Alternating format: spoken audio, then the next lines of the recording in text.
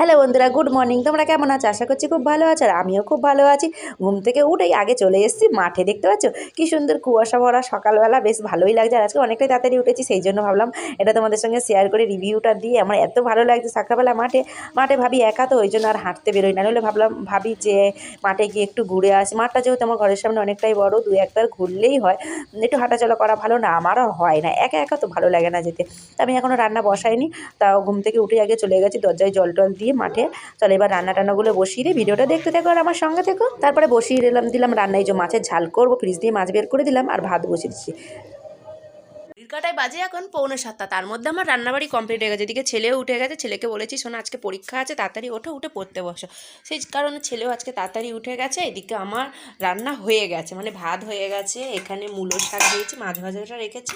ছেলে ঘি দিয়ে আর এই মাছ ভাজা দিয়ে খেয়ে পরীক্ষা দিতে যাবে। আর এখানে এই যে দেখো বন্ধুরা, এই যে মূলো শাক আর আলু ভেজে নিয়েছি। আর এখানে এই যে পটল আলু দিয়ে মাছের তরকারি করে নিয়েছি। রান্না তো আমি কমপ্লিট করেছি 6:45 মধ্যে আজকে। আর এখানে আমি দুধ গরম বসিয়ে দিয়েছি। আর তা ছেলে পড়ছে, ছেলেকে পড়ছে বলতে এখনও পড়তে বসেনি, পড়তে বসবে। এখানে জলমুড়ি দিয়ে দিয়েছি, যেহেতু সকালবেলা ও দুধ একদমই খেতে পারে না, সেই কারণে ওকে জলমুড়ি দিয়ে দিয়েছি। এখানে বড়মশাই এখনও ঘুমাচ্ছে, ওঠেনি, ও 7টার সময় উঠবে। তো চলো সংসারে বাসি কাজবাজগুলো এবার সেরে নিই। রান্না টান্না তো কমপ্লিট, ছেলে যাবে পরীক্ষা দিতে, বাসি কাজবাজগুলো সব কিছু সেরে নিই। তো ভিডিওটা দেখতে থাকো বন্ধুরা, সারাদিন কী করি না করি সব কিছু তোমাদের সঙ্গে শেয়ার করবো। ছেলের অ্যানুয়াল পরীক্ষা শুরু হয়ে গেছে, তা ছেলেকে স্কুলে ঢুকিয়ে দিয়ে পরীক্ষা দিচ্ছে। আর পরীক্ষার সময় বন্ধুরা মিলে সবাই মিলে বসে থাকা মানে আড্ডা শুরু, তার মানে খাওয়া দাওয়াও শুরু। তাই সবাই বন্ধুরা মিলে বসেছি, একদম বসে গেছি আড্ডা দিতে। দেখো কত খাবার দাবার নিয়ে বসে গেছি, সববার বাড়ি থেকে খাবার দাবার নিয়ে চলে এসেছে। আর এটা হচ্ছে সেই জগদ্ধাত্রী পূজার প্যান্ডেল। এখনও আমাদের স্কুলের মাঠে কিন্তু প্যান্ডেলটা খোলেনি। আর এই যে বান্ধবীরা মিলে আমরা সব কিন্তু বসে পড়েছি। সবাই সবার বাড়ি থেকে, কেউ মুড়ি, কেউ চানাচুর, কেউ পেঁয়াজ, আলু সিদ্ধ, মটর, তারপরে ছোলা, টমেটো, শসা, এইসব সব তেল সব দিয়েছে। তেলের বোতল ধরে নিয়ে বসে পড়েছি। এই যে মুড়ি মাখাবো, এখন সবাই মিলে আনন্দ করে খাবো। আর স্কুল মানে ছেলেকে স্কুলে ঢুকিয়ে দিয়ে আর এই বসে গেছে আমরা মজা করতে। কী বলতো বন্ধুরা, আমরা মানে করতে পারিনি এইরকম বিয়ের আগে এত আনন্দ। তাই এখনই ছেলে স্কুলে যাচ্ছে আর আমরা এইসব আনন্দ করছি। তবে এখনটা খুব মজা করছি আমরা। দেখো যে আলু সিদ্ধ সব কিছু করে নিয়ে এসেছি।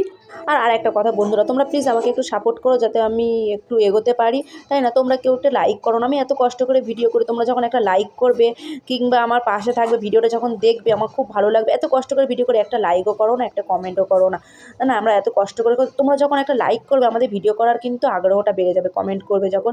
এদিকে ছোলা মটর সব সিদ্ধ করে নিই, বান্ধবীরা মিলে বসে গেছি।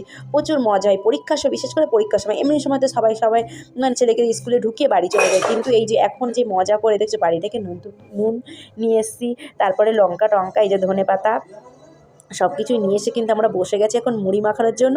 পুরো ভিডিওটা কিন্তু দেখতে থেকো। এখানে পাবে না, তাহলে গাছ থেকে পেড়ে আনবে। ওই শশাগুলো একটু ঝিরিঝিরি করে থাকলে তো বেশি ভাবতো, কি বলতো, যে আমি যা বলবো ওরা তাই করবে।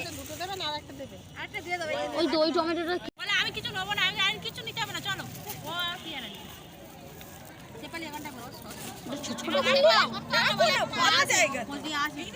আলু যখন মাখবি ভেঙে নি। ও চানাচুরটা দিয়ে চলে গেছে, আমি সব তুলে রেখেছি। কে দেবে না তো কি করবে, বাড়ি নিয়ে যাবে জানি। টমেটোটা এই টমেটোর দাম কম, দাম কমেছে 7 টাকা কিলো। ধনেপাতা টমেটো দিয়ে ভালো করে মাছে ঝাল করবে। হ্যাঁ প্রত্যেকদিন টমেটো 100 টাকা, যে 100 টাকা থাকে বেশি লাগে। বাবা সে তো আমার মামির ওই 200 এরকম কেনা। এই তালে যদি বড় বড় 7টা আছে রে বাবা, এইটা আমি নিয়ে উঠবো। আচ্ছা আসুন, ও একা কি করবে? এই আর নুন লাগলে নুন নাও, এই নাও নুন দেবো। না আমি নাই দেবো, যদি এখানে আছে সে সাপের মতো, কালকের ওখানে সাপটা কত। এই আচার দেবো, দাঁড়া আগে এটা মাখতে যাবে পমিতা। ওরা নরম নাই, চামচলেটা মুঠো করে উপর করে হয়ে যাবে। না ফেটে যায় যদি, এটা ফাটবে না। ওইরা দিয়েছো, এই এটা অন্য কথা না, তোরটা দে না। হ্যাঁ এই তোর ব্যাপার নিয়ে তো করতে জানা জানাই কেন। চাচা খুব ভালো গন্ধ বার হয়েছে। চাচা জ্বলবে আর হেভি সেন্ট বেরিয়েছে নে, লিচির মতো ফুলবে। আগে ফোন করে কিন্তু বুঝলে এবার আমি ওইটা বলে যাব, এবার হাত দে। হ্যাঁ এবার হাত দি, এবার হাত দে মারতে ওরা হবে না। আমার হাত পুরো এই ছোট কি এই একটুকুনি থেকে কতটা ফেলে গেছে।